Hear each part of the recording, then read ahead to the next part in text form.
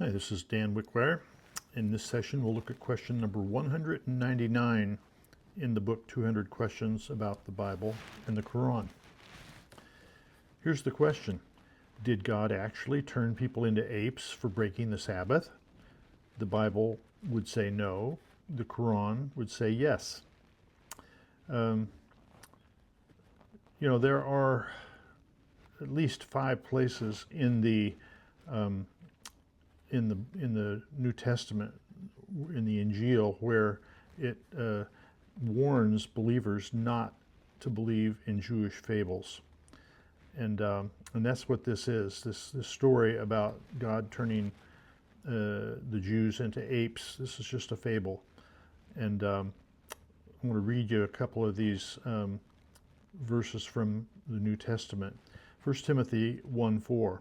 As I urged you when I went into Macedonia, remain in Ephesus, that you may charge some that they teach no other doctrine, nor give heed to fables and endless genealogies, which cause disputes rather than godly edification, which is in faith. So listening, giving heed to these Jewish fables is something which is you're warned not to do in the New Testament. 1 Timothy 4:7, but reject profane and old wives' fables and exercise yourself towards godliness. Then 2 Timothy 4:4, for the time will come when they will not endure sound doctrine, but according to their own desires, because they have itching ears, they will heap up for themselves teachers, and they shall turn away their ears from the truth and shall be turned unto fables. Then Titus says this in Titus 1:12 and 13. One of them, a prophet of their own, said, Cretans are always liars, evil beasts, lazy gluttons. This testimony is true. Therefore rebuke them sharply, that they may be sound in the faith, not giving heed to Jewish fables and commandments of men who turn from the truth. Then in 2 Peter 1:16, for we have not followed cunningly devised fables when we made known to you the power and the coming of our Lord Jesus Christ, but were eyewitnesses of his majesty. So these are different places where listening to these Jewish fables is actually forbidden, or warnings against doing that sort of thing.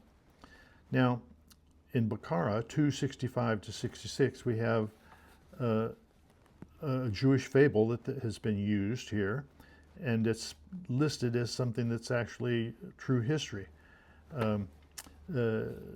2:65 and 66 in Baqarah. And you know of those of you who broke the Sabbath, how we said to them, you shall be detested apes. We made their fate, changing them into the state of detested apes as an example to their own generation and to those who followed them, and a lesson to the God-fearing. Well, there's obviously no such story like this in the Bible.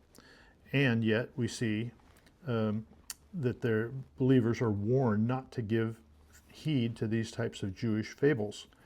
Now, Yusuf Ali, a Muslim, in his translation, The Meaning of the Glorious Qur'an, he admits on page 34 that this story is only a fable.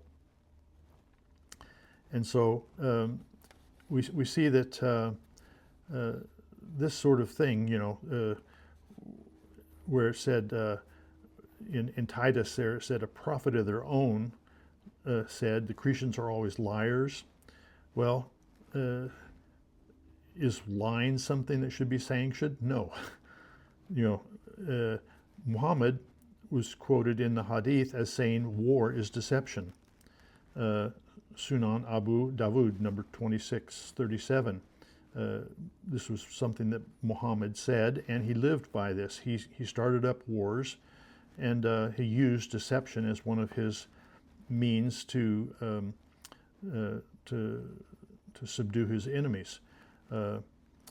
The art of deception. This is Kudah al-Harbu in Arabic, and this is something that Muhammad used.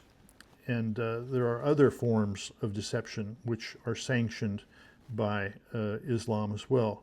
For example, taqiyya. This is something that is saying something that isn't true.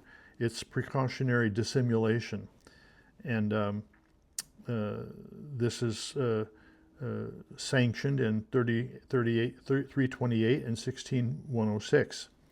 The second kind of lying that is sanctioned by Islam is kitman, which is lying by omission or concealment.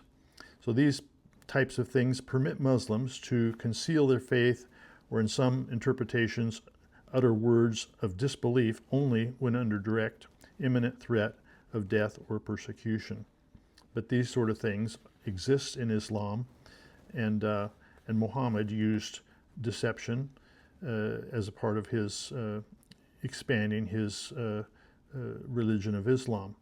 And yet Enam 693 says this: who is guilty of more wrong than he who forges a lie against Allah or says, I am inspired, when he's not inspired in anything?